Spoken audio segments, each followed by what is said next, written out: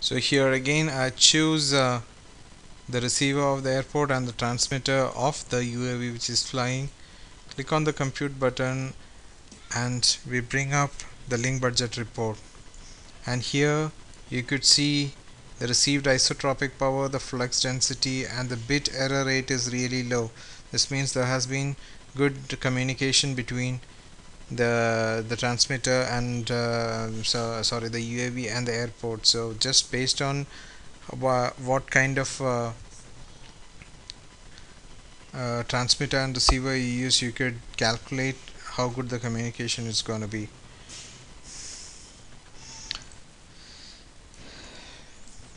So now we identified that there is good amount of communication between the UAV and the Pak enemy. So we'll come to our main objective, that if a radar is mounted over the UAV, whether it could track an enemy target lying in the which is somewhere over that particular valley. So as the first step, we will introduce a particular target.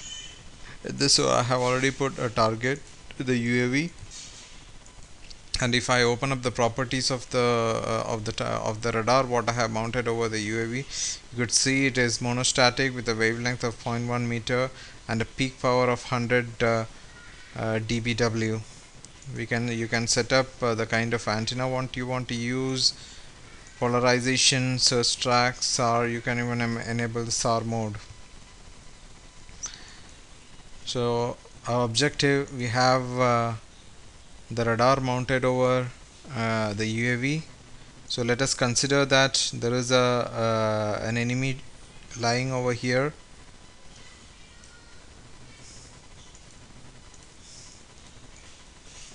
There is an enemy target over here. It's named target. It has got a particular RCS, where the radar cross section value, which you can obviously change. So the radar cross section we have, and the properties of the target, you can set up what is the radar cross section value. You can either inherit from the parent object, or you can put your own value. Even you can put an aspect dependent RCS value, a file with what you can create by your own. So let us see whether that particular radar what is mounted on the UAV will be able to track that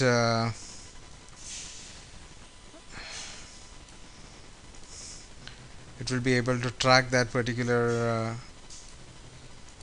enemy. If we go to the reports and graph manager, you could see that yes, it was able to track at certain point. So if I set, when it reaches, this particular graph is the probability of detection of the target, and you could see that starting from here it has detected. So let us see at what point this is. So I'm going to set this as the animation time, and by which you could see the maximum probability of 1 was achieved when it was directly over the target. And that is what. And what about the second part? If we set as this one, you could see that it was in the second loop, it was a bit far away, but still powerful enough. So what happened, you could see that and what about this one? I set the animation time, you could see that it was pretty far away, but because the power of the radar was really high, it was still able to track the target.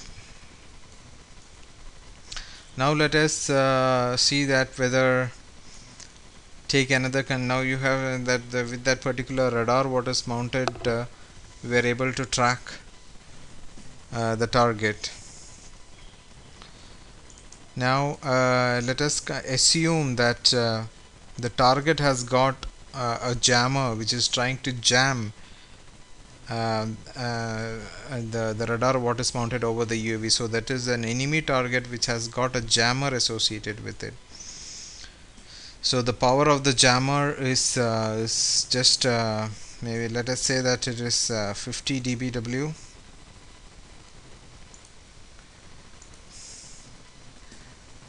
And let us see what is the effect of the jamming. What is the effect of the jamming to the target?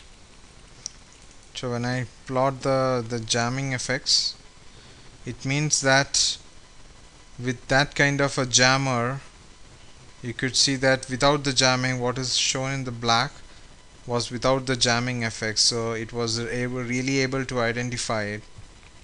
But with that kind of jammer, you couldn't identify that target at all. So in such case, what you will do, you are going to find out how much I should increase the power of the radar so that you can identify. So I changed the power of the radar mounted over the UAV. It's still not very good.